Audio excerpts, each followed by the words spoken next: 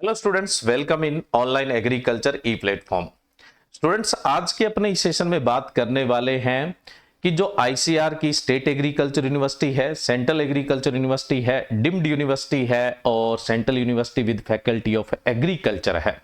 तो इनमें आप बीएससी एग्रीकल्चर या एलाइड सब्जेक्ट यानी संबंधी सब्जेक्ट जैसे हॉर्टिकल्चर है, फॉरेस्ट्री है, एग्रीकल्चर इंजीनियरिंग है, फूड टेक्नोलॉजी है और भी कई सारी है। टोटल 13 प्रकार की डिग्रियां हैं जिनकी अपने बात करेंगे।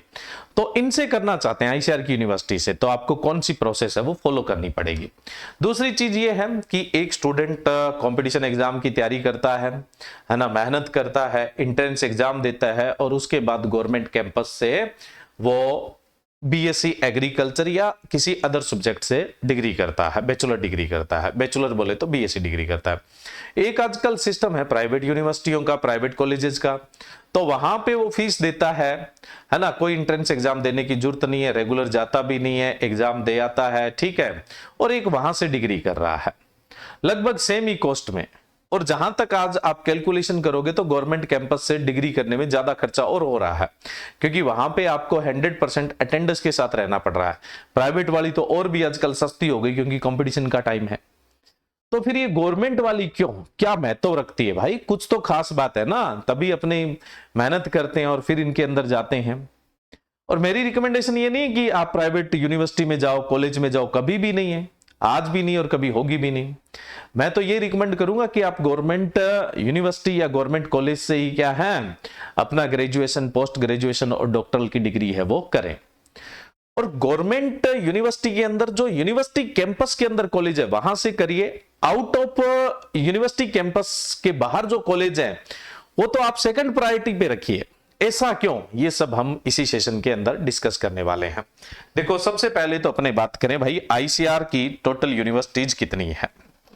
सबसे पहले तो अपने बात करें कि आईसीआर की टोटल यूनिवर्सिटी कितनी है। देखो, आईसीआर की टोटल 74 यूनिवर्सिटी है, 74 यूनिवर्सिटी है, जिसमें से अगर मैं बात करूं तो आपकी 63 स्टेट एग्रीकल्चर यूनिवर्सिटी। अपनी ज्यादा समय नहीं लेंगे, थोड़ी समय में सब कुछ आपको समझा देंगे, सीयूटी, एनटीए और आईसीआर, और कैसे एडमिशन लेना और उसके लिए आपको कितना सा पढ़ने की आवश्यकता है।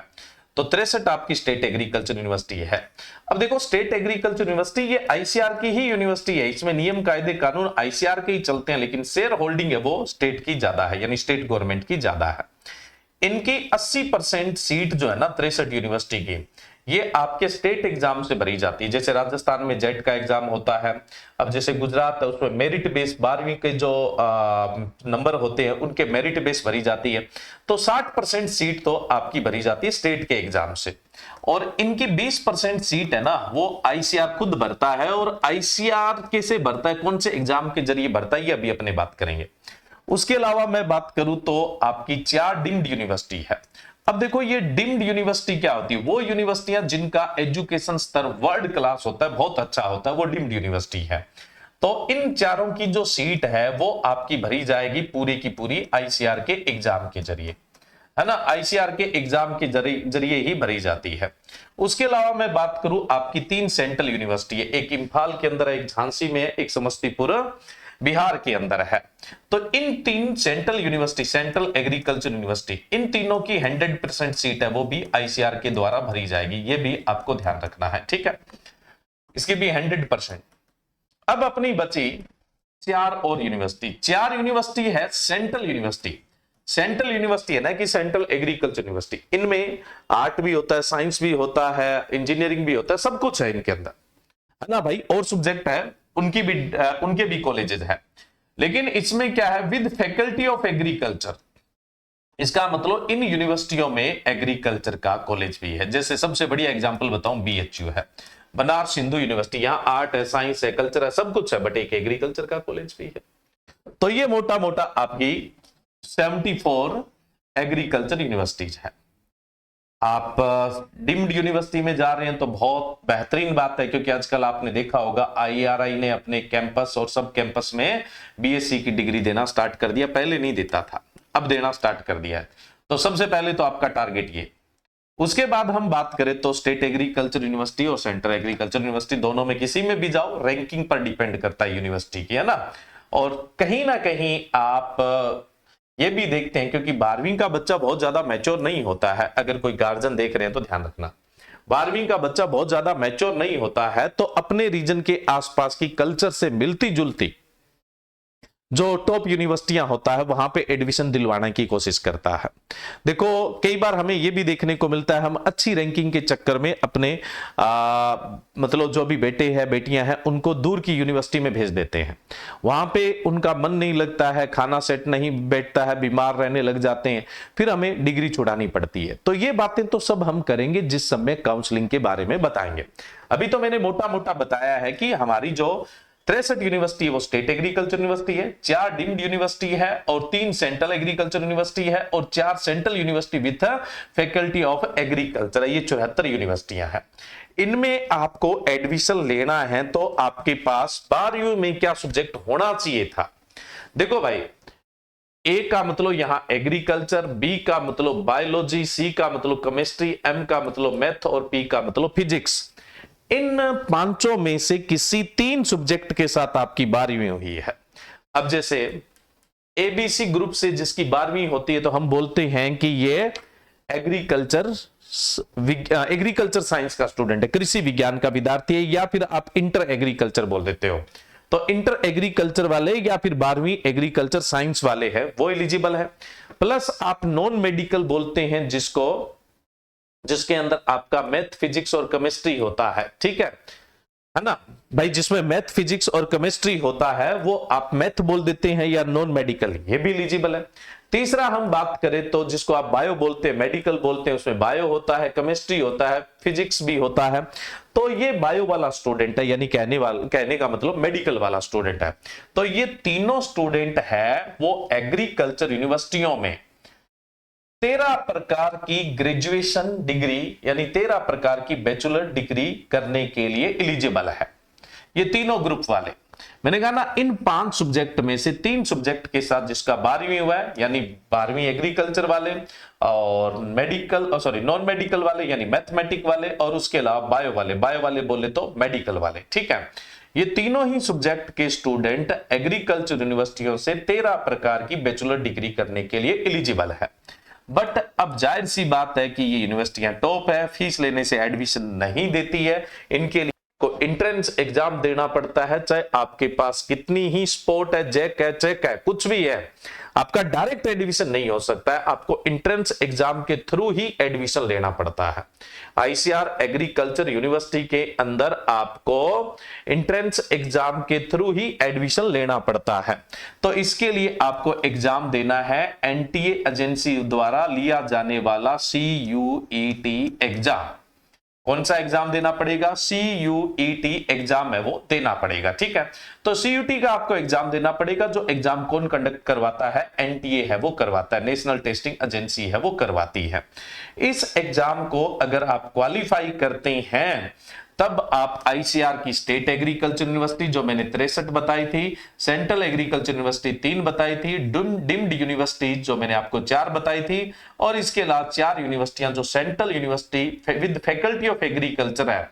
तो इन 74 के अंदर आप एडमिशन लेने के लिए एलिजिबल होंगे, बीएससी या बीटेक में एडमिशन लेने के लिए एलिजिबल होंगे, ठीक है। मतलब आपको एग्जाम क्वालिफाई करना पड़ेगा। अब आप अपनी रैंक और मेरिट के हिसाब से यूनिवर्सिटी और सब्जेक्ट है वो चुनेंगे। देखो भाई 13 सब्जेक्ट कौन कौन से? 13 सब्जेक्ट है। एक तो आपका बीएससी एग्रीकल्चर। देखो अगर किसी बच्चे की टॉप रैंक होती है, अच्छी रैंक होती है, तो बीएससी एग्रीकल्चर में जाना चाहेगा, क्योंकि बीएससी एग्रीकल्चर वाला एमएससी में किसी भी सेक्टर में जा सकता है। फिर दूसरी सबसे ज्यादा जो वैकेंसी जाती है वो बीएससी एग्रीकल्चर वालों के लिए आती है। तो सबसे टॉप मोस्ट जो सब्जेक्ट रहेगा वो आपका बीएससी ऑनर्स। वैसे इसमें ऑनर्स की डिग्री मिलती है। ऑनर्स का मतलब क्या होता है? हालांकि अभी ज्यादा कुछ जानने की जरूरत नहीं है। मैंने एक यूट्यूब पे एक छोटा सा ऑनर्स का और विदाउट ऑनर्स की डिग्री में फर्क का वीडियो डाल रखा है, आप उसको देख सकते हैं। ऑनर्स की डिग्री वो होती है जिसमें हम एक साल में 20 क्रेडिट से ज्यादा पढ़ते हैं। एग्रीकल्चर वाले तो भाई 36-40 क्रेडिट के आसपास पढ़ते हैं एक साल में। तो हमारी डिग्री ऑनर्स की डिग्री होती है। तो सारी डिग्रियां ऑनर्स की डिग्री, ध्यान रखिएगा। तो देखो भाई बीएससी एग्रीकल्चर आपकी टॉप डिग्री है, इसी को आप टारगेट करके चलिए। दूसरे नंबर पे जो सबसे इंपॉर्टेंट है वो कौन सी है? बीएससी ऑनर्स हॉर्टिकल्चर है ना। अगर बीएससी एग्रीकल्चर के बाद दूसरा किसी डिग्री में जो सबसे ज्यादा स्कोप है वो हॉर्टिकल्चर के अंदर है। फिर उसके बाद में बात करूं तो तीसरे नंबर पे अगर कोई स्कोप है, हालांकि बहुत कम है, भारत के सिनेरियो के हिसाब से मैं बात कर नहीं रहा हूं, मैं स्टेट के हिसाब से भी बता देता हूं आपको। अब जैसे साउथ के कुछ स्टेट है, ईस्ट के कुछ स्टेट है, वहां फॉरेस्ट्री का स्कोप बहुत है। अब जैसे राजस्थान है, पंजाब है, हरियाणा है, तो यहां फॉरेस्ट्री का स्कोप नहीं है इतना, तो इसलिए मैंने यहां तीसरी कैटेगरी में रखा। अब कुछ ऐसे स्टेट है, जैसे मैं बात करूं केरला जैसे है, कर्नाटका जैसे है ना, हिमाचल प्रदेश जैसे हैं, तो वहां फॉरेस्ट्री का भी बहुत स्कोप है ना। तो ये स्टेट पे डिपेंड करता है, लेकिन ऑल ओवर सबसे बढ़िया आपका बीएससी एग्रीकल्चर है। उसके बाद आप सेकंड हॉर्टिकल्चर पे, फॉरेस्ट्री स्टेट पर डिपेंड करता है, वो किसी अन्य सेशन में, अदर सेशन में आपको बताएंगे। हालांकि ये जरूरत तो आपको काउंसलिंग के टाइम पड़ेगी, अभी तो एग्जाम देना है। तो अब देखो, इसके अलावा आप फिशरी साइंस से बैचलर कर सकते हैं, कम्युनिटी साइंस से कर सकते हैं। अभी जो मैं नाम ले रहा हूं इन 3 डिग्री के बाद, इनका स्कोप लिमिटेड सा है, ठीक है। फिशरीज का स्कोप सिर्फ जो कोस्टल बेल्ट वाले स्टेट है उनमें है, या जहां मछली उत्पादन ज्यादा है, मछली के डिपार्टमेंट बने हुए हैं, वहां पे स्कोप है, बाकी तो स्कोप नहीं है ना भाई इतना ज्यादा। इसलिए बीएससी एग्रीकल्चर एवरग्रीन है, सबसे बढ़िया है। उसके बाद हम बात करें, बीएससी ऑनर्स सेरिकल्चर है, बीएससी ऑनर्स नेचुरल फार्मिंग है, उसके अलावा एग्री बिजनेस मैनेजमेंट में आपका बैचलर है, इसके अलावा एग्रीकल्चर इंजीनियरिंग में बीटेक है, डेयरी टेक्नोलॉजी में बीटेक है, फूड टेक्नोलॉजी में बीटेक है, उसके अलावा बायोकेमिस्ट्री में बीटेक है। आप इन 13 डिग्री के अंदर है वो इस एग्जाम के जरिए एडमिशन है वो ले सकते हैं। अब देखो, पहले तो ये सीन था कि जो टेक्नोलॉजी वाली डिग्री है, जैसे मैं बात करूं यहां पे एग्रीकल्चर इंजीनियरिंग है, या डेयरी टेक है, या फूड टेक है, या बायोटेक है, तो इनके अंदर मैथ वाला स्टूडेंट जाता था। अब ये ऐसा कुछ नहीं बचा है भाई। मैंने आपको बताया, एक तो एग्रीकल्चर बायोकेमिस्ट्री, एक पीसीएम वाला, एक पीसीबी वाला, ये 3 कैटेगरी आप बोलते हो जनरली, है ना। ये इंटर एग्रीकल्चर वाला बंदा है, एबीसी वाला। पीसीएम वाला मैं बोलूं तो आप जिसे नॉन मेडिकल या मैथमेटिक्स वाला बोल देते हैं, पीसीबी जिसको आप बायोलॉजी वाला। इन तीनों में से आपकी 12वीं किसी में भी हुई है, आप इनमें से किसी में एडमिशन ले सकते हैं, ये आईसीआर ने छूट दे दी है। लेकिन एक चीज ध्यान रखना, यूनिवर्सिटियों ने अपनी कुछ बाउंडेशन लगा रखी है। कुछ यूनिवर्सिटियां जो बीटेक एग्रीकल्चर इंजीनियरिंग है उसमें सिर्फ मैथ वालों को एडमिशन, वो यूनिवर्सिटी की बाउंडेशन है, आईसीआर की कोई बाउंडेशन नहीं है। कुछ यूनिवर्सिटियां एडमिशन दे रही है भाई, बीटेक में दे रही है एडमिशन, एबीसी वाले को दे रही है, मेडिकल वाले को दे रही है, लेकिन कुछ यूनिवर्सिटियों ने अपने लेवल पे बाउंडेशन है वो लगा रखी है। अभी तो हम यही कहेंगे कि ये 3 ग्रुप वाले बच्चे इन 13 में से किसी में भी जा सकते हैं। पहले ऐसा नहीं हुआ करता था, अब ऐसा है। पहले ऐसा नहीं हुआ करता था, अब ऐसा है कि इन 3 ग्रुप वाले बच्चे उनमें से किसी भी डिग्री के अंदर है वो एडमिशन ले सकते हैं। अब बाउंडेशन नहीं है। अब आपको किसमें एडमिशन लेना चाहिए, नहीं लेना चाहिए, ये काउंसलिंग के समय की बात है, अभी एग्जाम की चिंता करिए, ठीक है। तो ये मैंने बता दिया भाई, आईसीआर की यूनिवर्सिटियों में जाने के लिए आपको सीयूटी क्रैक करना पड़ेगा, और सीयूटी कई जो स्टेट में एग्जाम होते हैं उनसे आसान है। जैसे राजस्थान में जेट का एग्जाम होता है, 11वीं और 12वीं दोनों का सिलेबस, सीयूटी में सिर्फ और सिर्फ 12वीं का सिलेबस आता है। सीयूटी में सिर्फ और सिर्फ किसका सिलेबस आता है, सिर्फ और सिर्फ 12वीं का सिलेबस है वो आपका आता है। अब देखो, सीयूटी के जरिए ही आप आईसीआर की यूनिवर्सिटियों में एडमिशन लेंगे। तो सीयूटी के फॉर्म डलने तो स्टार्ट हो चुके हैं, 1 मार्च 2025 से स्टार्ट हो गए हैं, और ये 22 मार्च 2025 तक आप फॉर्म है वो फिल कर सकते हैं। 22 मार्च 2025 तक फॉर्म है वो आप फिल कर सकते हैं, ठीक है। अब फॉर्म फिल करते समय कई चीजें आपको ध्यान रखना है। अगर कोई गड़बड़ हो जाती है फॉर्म में, तो उसके लिए करेक्शन विंडो आपकी 24 मार्च और 25 मार्च को ओपन होगी। अब देखो, ये यूनिवर्सिटियों का मोटा मोटा खेल मैंने बता दिया। अब फॉर्म भरते समय सबसे मेन चीज है कैटेगरी वाले स्टूडेंट्स के लिए, एससी, एसटी। अब एसटी लिखना था। अब जो एससी वाले हैं इनकी टोटल सीट का 15% रिजर्वेशन है, एसटी वालों के लिए 7.5% रिजर्वेशन है, बहुत अच्छी बात है, इनको फायदा मिलेगा। और ओबीसी है, अब ओबीसी में एक चीज ये है, कुछ कास्ट ऐसी है जो स्टेट में ओबीसी में आती है लेकिन सेंटर में नहीं आती है, इसलिए आपके पास कास्ट सर्टिफिकेट है वो सेंटर का होना चाहिए। कास्ट सर्टिफिकेट है वो सेंटर का होना चाहिए। अब कई स्टूडेंट सोचते हैं यार हमारे पास तो सेंटर का कास्ट सर्टिफिकेट है ही नहीं, क्या करें। करना कुछ नहीं है, आसान सी बात है। आज ही मित्रा पे जाओ, अप्लाई करो, है ना। कम से कम 2 से 3 दिन और ज्यादा से ज्यादा 5 से 7 दिन में आपका कास्ट सर्टिफिकेट बन जाता है। अब 5-7 की बजाय हम 10 दिन भी बोले तो 18 तारीख तक बन जाएगा। तो लास्ट डेट तो 22 तक है ना, आप 20 तक फॉर्म भर दें, उसे लेट नहीं करें, समझ रहे हो। तो आपके पास सेंटर का कास्ट सर्टिफिकेट है वो होना चाहिए, क्योंकि ओबीसी में तो स्पेशली, ओबीसी में स्टेट में जो लॉ एंड ऑर्डर है यानी एक्ट है, उसमें ओबीसी कास्ट अलग है और सेंटर में ओबीसी कास्ट है वो अलग है, इसलिए आपका सेंटर का कास्ट सर्टिफिकेट होना है वो जरूरी है। तो फॉर्म भरते समय इस बात का आपको ध्यान रखना है। अब यहां पे आपको सबसे जो मेन चीज ध्यान रखनी है वो ये है कि जब आप एग्जाम देने जाओगे तो आपको कितने सब्जेक्ट में एग्जाम देना है। देखो सीयूटी में आप पैटर्न जानते हो, डोमेन सब्जेक्ट चुनते हो आप, सीयूटी में मेन डोमेन सब्जेक्ट चुनते हो तो आपको 3 चुनने हैं, और वो 3 सब्जेक्ट वही चुनने हैं जो आपके 12वीं में थे। आपने 12वीं मान लो एग्रीकल्चर से की है, यानी एग्रीकल्चर, बायो और केमिस्ट्री से की है, तो आप जो एग्जाम में अटेम्प्ट करेंगे वो भी एबीसी ही अटेम्प्ट करना है। अगर आपका 12वीं पीसीएम से हुआ है तो आपको अटेम्प्ट भी पीसीएम करने हैं। तो अटेम्प्ट का और 12th का सेम ही सब्जेक्ट होना चाहिए। अगर वो अलग हुआ तो आपका फॉर्म रिजेक्ट हो जाएगा, वो अलग हुआ तो आपका फॉर्म रिजेक्ट हो जाएगा, ये विशेष ध्यान रखना है। जो आपके 12वीं के सब्जेक्ट है उसी के अंदर आपको क्या करना है, जो अटेम्प्ट करोगे, जो सीयूटी का एग्जाम है उसमें वो सेम ही सब्जेक्ट भरने हैं। भाई मैथ वाला है तो उसकी 12वीं किससे है, फिजिक्स से केमिस्ट्री से मैथ थे, तो वो पेपर भी किससे देगा, फिजिक्स से, मैथ से, केमिस्ट्री से ही देगा, सब्जेक्ट नहीं बदल सकता है। कई बार ऐसा होता है कि जो बायो वाला स्टूडेंट होता है, खास करके मैंने बहुत बार देखे, बायो वाले के पास सब्जेक्ट क्या है, पीसीबी है 12वीं में, तो उसको फिजिक्स मुश्किल लगती है, ज्यादातर फिजिक्स, मैथ वालों को मैथ मुश्किल लगती है, तो इसको फिजिक्स मुश्किल लगती है, कहता है कि सर हम एबीसी में आ जाएं क्या।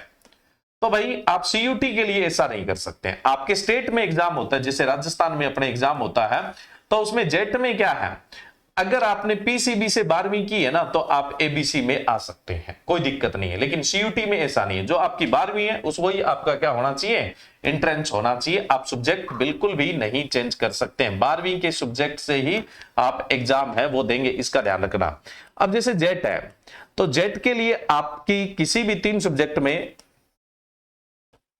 12वीं होनी चाहिए। इन 3 सब्जेक्ट में 12वीं है तो आप एग्जाम में भी कौन से सब्जेक्ट चुनेंगे, एग्जाम में आप कोई से भी, मान लो कि आप एबीसी से है, एग्रीकल्चर बायो केमिस्ट्री से आपकी 12वीं है, और एग्जाम के लिए आप फिजिक्स एग्रीकल्चर केमिस्ट्री चुनना चाहते हैं तो चुन सकते हैं। तो जेट में आप ऐसा कर सकते हैं, सब्जेक्ट है वो बदल सकते हैं। 12वीं का सब्जेक्ट आपका कोई सा है और जेट का कोई सा भी हो सकता है, एग्जाम का कोई सा भी हो सकता है, एग्जाम का आपका कोई सा भी हो सकता है। अब जैसे मान लो कि ये आपका 12वीं का सब्जेक्ट है जेट के लिए, है ना, तो इनमें से आपने डिग्री किसमें की है, आपने 12वीं किसमें की है, पीसीबी से की है, ये आपने 12वीं पीसीबी से की है। अब आप जेट का फाइनल एग्जाम देना चाहते हैं तो उसमें आप फिजिक्स की जगह एबीसी रखना चाहते हैं तो जेट में ऐसा कर सकते हैं, जेट स्टेट का एग्जाम है, ठीक है। लेकिन सीयूटी में ऐसा नहीं कर सकते, सीयूटी में तो आपको भाई पीसीबी ही लेना पड़ेगा। तो जब आप डोमेन सब्जेक्ट चुन रहे हैं तो इस चीज का ध्यान रखना, जो 12वीं के सब्जेक्ट है उसी से आप पेपर देंगे, 12वीं का जो सब्जेक्ट है उसी से पेपर है वो देंगे। लेकिन आपके स्टेट का एग्जाम होता है उसमें 11वीं और 12वीं दोनों का सिलेबस होता है, लेकिन सीयूटी में सिर्फ और सिर्फ 12वीं का सिलेबस होता है, ये बहुत फायदा है, ठीक है। और अब इन 13 डिग्री के लिए कौन से एलिजिबल है, मैंने कहा ना कि एग्रीकल्चर, इंटर वाले, मैथ वाले, बायोलॉजी वाले सब एलिजिबल है, ठीक है। वो 5 में से 3 सब्जेक्ट आपके पास 12वीं में होने चाहिए। अब बात आती है जी एज लिमिट क्या होनी चाहिए।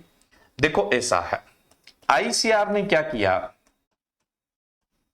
आईसीआर ने एक छूट तो ये दे दी कि आप किसी भी ग्रुप के हैं और किसी भी डिग्री में जा सकते हैं। पहले ऐसा नहीं हुआ करता था, है ना, मैंने जैसे बताया था ना, एग्रीकल्चर इंजीनियरिंग में सिर्फ मैथ वाले जाते थे, आजकल मैं कह रहा हूं एग्रीकल्चर वाले भी जा सकते हैं। फूड टेक्नोलॉजी में सिर्फ मैथ वाले जाया करते थे, आजकल एग्रीकल्चर वाले, बायो वाले जा सकते हैं। आईसीआर ने एक तो ये छूट दे दी। एक आईसीआर ने ये बोल दिया कि मिनिमम एज है ना वो 16 साल होनी चाहिए। अब ये मिनिमम एज 16 साल कब तक होनी चाहिए, यानी 31/8/2025 तक आपकी उम्र 16 साल हो चुकी होनी चाहिए। एक दिन भी छोटी है तो फिर छोटे ही हैं आप, और वैसे 16 साल हो जाती है भाई। अगर आप, जाहिर सी बात है, 12वीं कर रहे हैं तो इतनी एज तो पक्का होनी होनी है भाई। 4 साल में आपकी पहली हुई होगी, फर्स्ट क्लास हुई होगी, तो भी आपकी 16 साल तो उम्र हो जाती है। ये तो कोई बड़ा खेल नहीं है। लेकिन कुछ यूनिवर्सिटी अपने लेवल पे कंडीशन लगा सकती है। इसका एग्जांपल देता हूं। मैंने आपको 2 चीजें बताई कि मैंने कहा कि आईसीआर ने छूट दे दी कि चाहे आप एग्रीकल्चर के हैं, चाहे आप मैथ के हैं, चाहे आप बायो के हैं, आप 13 में किसी भी डिग्री में एडमिशन ले सकते हैं। लेकिन देखो, असम एग्रीकल्चर यूनिवर्सिटी, ये एग्जांपल के लिए, कुछ यूनिवर्सिटियों ने कर रखा है ऐसा, सबने नहीं। इन्होंने कहा हमें तो बच्चा लेना ही कौन सा है, एग्रीकल्चर में पीसीबी वाला बच्चा लेना। ये एग्रीकल्चर वाले बच्चों को लेते ही नहीं है, क्योंकि इनके यहां असम में 11वीं 12वीं एग्रीकल्चर में होती नहीं है। 11वीं 12वीं एग्रीकल्चर में होती नहीं है, तो इन्होंने रिकमेंडेशन में ही पीसीबी रखा है, भाई हमें तो पीसीबी वाला बच्चा चाहिए।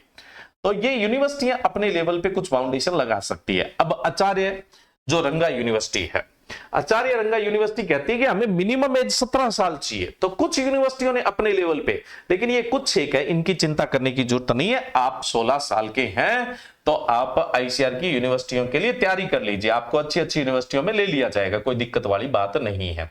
तो आपकी उम्र है वो कम से कम कितनी होनी चाहिए, 16 साल है वो होनी चाहिए। चलिए, अब आप फॉर्म कैसे अप्लाई करेंगे। देखो, आईसीआर ने अपना एग्जाम है वो किसको दे रखा है, एनटीए को। देखो 2020 के अंदर एक नई एजुकेशन पॉलिसी आई, शिक्षा नीति आई।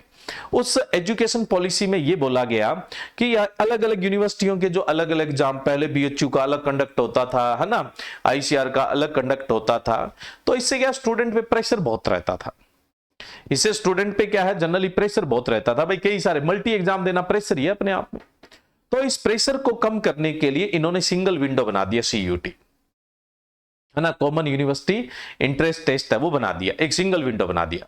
तो अब आईसीआर की यूनिवर्सिटियों में भी एडमिशन सीयूटी के थ्रू ही होता है। और सीयूटी का एग्जाम कौन कंडक्ट करवाता है, एनटीए करवाता है। तो आप एप्लीकेशन कहां से करेंगे आईसीआर की यूनिवर्सिटी में जाने के लिए, cut.nta.nic.in पे जाकर अपना एप्लीकेशन करेंगे। जब आप डोमेन सब्जेक्ट बनेंगे तो 12वीं वाले ही आपको डोमेन सब्जेक्ट है वो रखने, एक बात तो ये ध्यान रखना है। दूसरा, आप किस, देखो अब बहुत सारी यूनिवर्सिटियों के इसमें आर्ट साइंस सब तरह के एग्जाम है, सीयूटी तो सारे एग्जाम कंडक्ट करवाती है भाई, सीयूटी तो सारे एग्जाम कंडक्ट करवाती है, सीधी सी बात है। तो जिस समय आप यूनिवर्सिटियां भरो तो एक ऑप्शन आएगा आपके पास आईसीआर, अगर आपने आईसीआर भर दिया तो आईसीआर की 74 यूनिवर्सिटियां भर दिया समझ लो। और दूसरा, बीएचयू अपना अलग से भी सीट भरता है। मैंने जैसे बताया कि बीएचयू कुछ सीट आईसीआर से भरता है और कुछ किससे भरता है, खुद के एग्जाम से भरता है।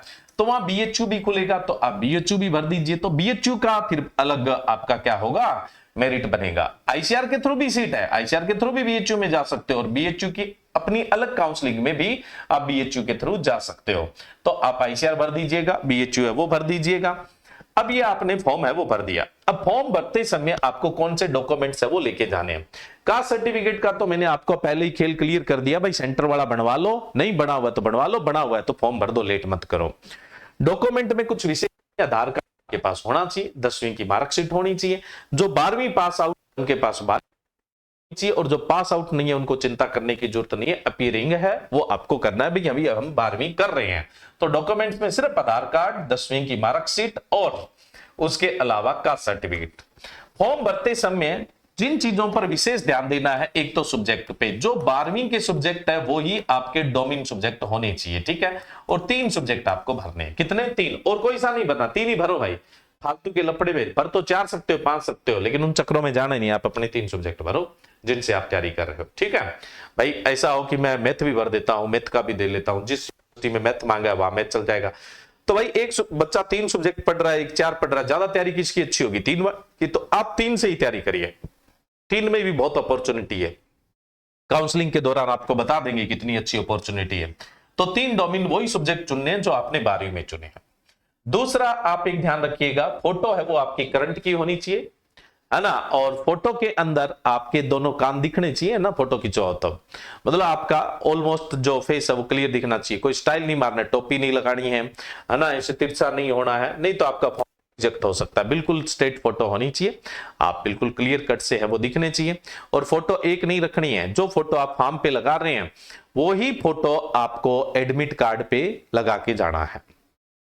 तो इसलिए फोटो खिंचवाओ तब एक साथ 10 15 20 जितनी भी खिंचवाओ एक साथ खिंचवा लेना, ताकि एडमिट कार्ड के समय वो फोटो आपकी काम आए। फॉर्म भर दिया आपने, उसका प्रूफ ले लो, ठीक है। जो फोटो आपने फॉर्म में लगाई है वो फोटो अपने पास भी रखो, एडमिट कार्ड के दौरान आपको चाहिएगी, तो ये अपने को ध्यान रखना है एक। तो दूसरा ये चीज ध्यान रखना, फोटो पुरानी नहीं लगानी है। जो आज की वर्तमान की फोटो आप लालच कर लो 20-50 रुपए का, तो फोटो 6 महीने से पुरानी होनी नहीं चाहिए, किसी भी फॉर्म पे नहीं होनी चाहिए, है ना। क्योंकि अगर हमारा फेस ओलिया बदल जाता है कुछ, तो वहां वो आपको रोक लेंगे, भाई तुम कहीं डम्मी कैंडिडेट तो नहीं हो क्या। इसलिए फोटो हमेशा कौन सी होनी चाहिए, करंट होनी चाहिए, रिकमेंड दी जाती है, 6 महीने से ज्यादा पुरानी नहीं होनी चाहिए। तो मैं तो कहता हूं कि नई फोटो ही खिंचवा लो, नया शुभारंभ भी करो, यानी अच्छे काम की शुरुआत नए से ही कर दो, तो फोटो नई खिंचवा लो।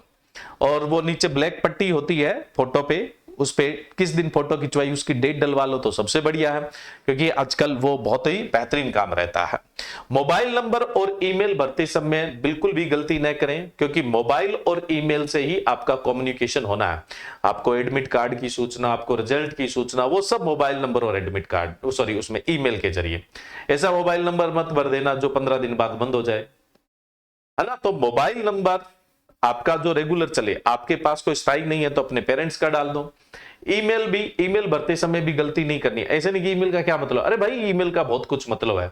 कल को पासवर्ड भूल गए, पासवर्ड बदलना है आपको, तो फोन पे और ईमेल पे ही तो मैसेज आने होते हैं। तो फोन नंबर और ईमेल में जरा सी भी गलती नहीं करनी है, 0.1% भी आपको गलती है वो नहीं करनी है। ये विशेष रूप से आपको ध्यान देना है, ठीक है। क्लियर है स्टूडेंट। यहाँ पे बाकी चीजें ई मित्रा वाला अपने आप बता देगा, कोई दिक्कत वाली बात नहीं है। इन 3 चीजों पे आप विशेष है वो ध्यान रखिए।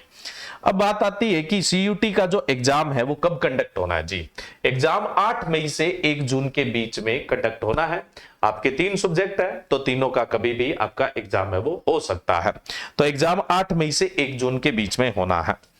उसके बाद अपने बात करें भाई प्रिपरेशन कैसे करें। प्रिपरेशन देखो, ऑफलाइन अगर आप कोचिंग के लिए आना चाह रहे हैं तो जोबनेर कोचिंग श्री गंगानगर राजस्थान में जेट और सीयूटी के जो बैच है वो स्टार्ट हो रहे हैं आपके 31 मार्च से। 31 मार्च से नए बैच है वो स्टार्ट हो रहे हैं। बायलिंगुअल रहेंगे, हिंदी वालों के लिए हिंदी का, इंग्लिश वालों के लिए इंग्लिश का बैच रहेगा, ठीक है। और इसके अंदर सीमित सीटें हैं। आपको यहां coaching, library, hostel complete facility मिलेगी। ज्यादा जानकारी के लिए दिए गए नंबर पे आप कांटेक्ट है वो कर सकते हैं। एड्रेस यहां पे नीचे दिया गया है, आप इस एड्रेस पर पहुंचकर अपना रजिस्ट्रेशन है वो करवा सकते हैं। रजिस्ट्रेशन स्टार्ट हो चुका है और रजिस्ट्रेशन करवाने के लिए नंबर दिया गया, इस नंबर पे आप कॉल करके अपना रजिस्ट्रेशन करवा सकते हैं। पहले से रजिस्ट्रेशन है वो करवा सकते हैं। इसके अलावा जो स्टूडेंट ऑफलाइन नहीं आ सकते या बहुत ज्यादा डिस्टेंस पे है और ऑनलाइन एग्रीकल्चर की शानदार टीम से पढ़ना चाहते हैं, तो उनके लिए ऑनलाइन एग्रीकल्चर लेकर आया है ऑनलाइन बैच CUT UG 2025 के नाम से। और इस बैच में कौन से ग्रुप वाले स्टूडेंट्स को प्रिपरेशन करवाया जाएगा, एग्रीकल्चर, बायोलॉजी और केमिस्ट्री वाले जो स्टूडेंट है ना उनको प्रिपरेशन है वो करवाया जाएगा। और ये बैच आपको मिलेगा ऑनलाइन एग्रीकल्चर BR डाल एप्लीकेशन पे। ये एप्लीकेशन का नाम है, अपने गूगल प्ले स्टोर पर जाइए, इस नाम से सर्च करिए और इस एप्लीकेशन पर आपको CUT UG 2025, UG ध्यान रखना PG MSc वालों को बोलते हैं, तो UG 2025 के नाम का जो कोर्स है उसको एक्सेस कर लीजिए। इसमें आपको कंप्लीट सिलेबस के अकॉर्डिंग क्लासेस मिलेगी, कंप्लीट जो स्टडी मटेरियल है वो मिलेगा, प्लस PDF नोट्स है वो मिलेंगे। और इसके अलावा आपको मॉक टेस्ट भी मिलेंगे, यानी आपकी प्रैक्टिस करवाने के लिए, आपकी तैयारी कैसी चल रही है उसको परखने के लिए, उसको जांचने के लिए।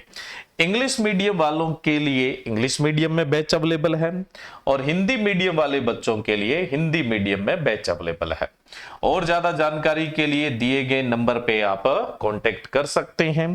तो आज ही ज्वाइन करें ऑनलाइन एग्रीकल्चर BR डाल एप्लीकेशन पर CUT UG 2025 का बैच और 2025 में ICAR की टॉप एग्रीकल्चर यूनिवर्सिटी के अंदर अपनी सीट को सुनिश्चित करें। और जो स्टूडेंट ऑफलाइन आ रहे हैं उनके लिए तो बहुत अच्छी बात है कि उनको घबराने की जरूरत नहीं है। आपका जो सिलेक्शन है वो ऑनलाइन एग्रीकल्चर सुनिश्चित करता है। अगर आप पढ़ते हैं तो, आप नहीं पढ़ेंगे तो भाई हम कैसे सिलेक्शन करवा देंगे ना। हमने जो करवा दिया उससे बाहर कुछ नहीं जाएगा, ये हमारी गारंटी रहती है। ठीक है, तो आप साथ साथ में मेहनत करेंगे तो जाहिर सी बात आपका सिलेक्शन है वो सुनिश्चित है। तो आज के लिए इतना ही, और कोई जो भी इंफॉर्मेशन होंगी वो आपको नेक्स्ट सेशन में इसी प्लेटफॉर्म के माध्यम से प्रोवाइड करवा दी जाएगी। जय हिंद, जय भारत, धन्यवाद।